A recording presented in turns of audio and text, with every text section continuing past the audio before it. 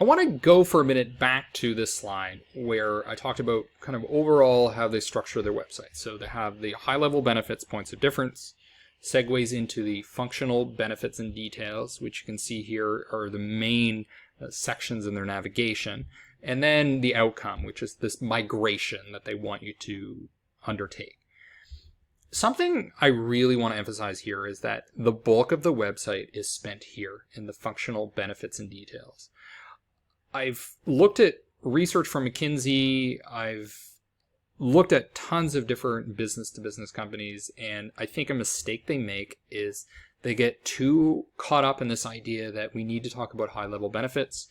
High-level benefits are things like emotional benefits, things like reduce stress, things that are more about financial statements, so increase your profit by X amount of dollars, save X amount of time. These are high-level benefits, but the problem is that when you only talk about high-level benefits or you emphasize them too much, basically you're not differentiating yourself from any other supplier out there. You start to sound like everybody. I mean, what business-to-business product out there does not save you time or does not save you money? It doesn't provide any tangible, useful information.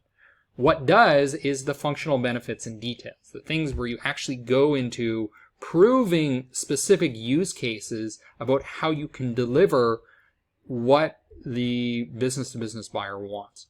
And that is where the bulk of the time is spent on the website. And it provides a lot of that information that visitors can consume themselves so that they're more prepared, more willing to have a conversation with a salesperson, which is ultimately what you're going to want to do with the website in most cases. So how do they do this? How do they talk about these functional benefits and details? Well, so we have basically three clusters: sell, manage, and integrate. And the reason they're able to say that you're able to sell or manage or integrate is they have proof. And proof is basically reasons to believe that they can deliver these specific promises. And we also have specific features. Now, features are always underrated in the marketing world. I don't know why, but you need to talk about features. You need to get into the nitty-gritty details about how you're able to execute on those benefits. How are you going to deliver the promises? And case studies are one way of communicating that, particularly when it's complicated, difficult to comprehend, or perhaps it's difficult to trust what you're saying. Well, you don't need to use your language. Use the language of people that are in the industry that your target customers are already in. So we see this as an example where in the sell category, what Shopify is doing is they're using this Jungalow case. Jungalow improved conversion by 12%, sales by 61%, and customer retention by 26.5%. Now, how much more proof, how much more tangible quantification do you need to prove the point? So that's a reason to believe that they can deliver on this cluster of benefits. Now, they're also going into the feature details, the kinds of things that you're going to get from your product manager, for example. Extend the platform with robust REST and GraphQL APIs. That's the kind of thing that a CTO is going to want to hear before they're interested in buying your product. Work with Shopify Plus certified apps and partners for custom solutions. Offer custom discount shipping rates and payment options with Shopify scripts. Make changes fast with drag and drop theme editor.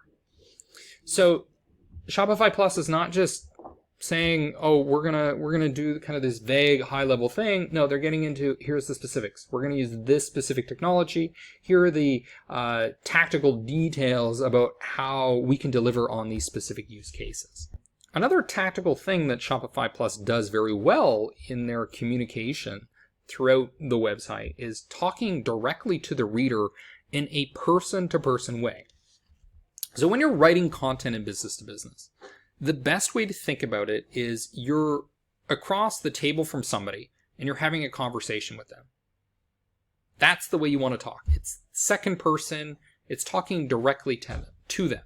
Go where retail takes you, using the word you. Very effective copywriting trick. Now I want to talk a little bit about the psychology of the website. So one of the most popular frameworks for understanding marketing psychology comes to us from Dr. Cialdini, and it is the 6 principles of persuasion, which you can see here: reciprocity, authority, liking, scarcity, consistency, and consensus. Now you can go to the website to get more details here. But what I want to point out here is that this is not actually the most appropriate way to analyze this business-to-business website. One of the reasons is because this principle structure is more appropriate when you're dealing with things that are more in the kind of bottom of funnel, direct response, or sales situations. But when we're dealing with this business-to-business website, it's not really, we're not trying to convince somebody to buy our product at 50% off. We're dealing with a longer sales cycle. We're dealing with more convincing people that this is the best solution. It's less oriented around take us up on this offer now. So there's actually a better framework that is more appropriate. And I'm not saying you can't use this. I'm just saying it's not ideal. The framework that's more appropriate here is from Dr. Jonah Berger, the author of The Catalyst. He comes from one of the top business schools in the United States. And it is the reduce framework, which is essentially how you convince somebody to change their mind. And that's what we're doing with the Shopify Plus website. We're trying to convince them that the status quo, the legacy software they're using, is not good enough, and that you should move to us. You should migrate.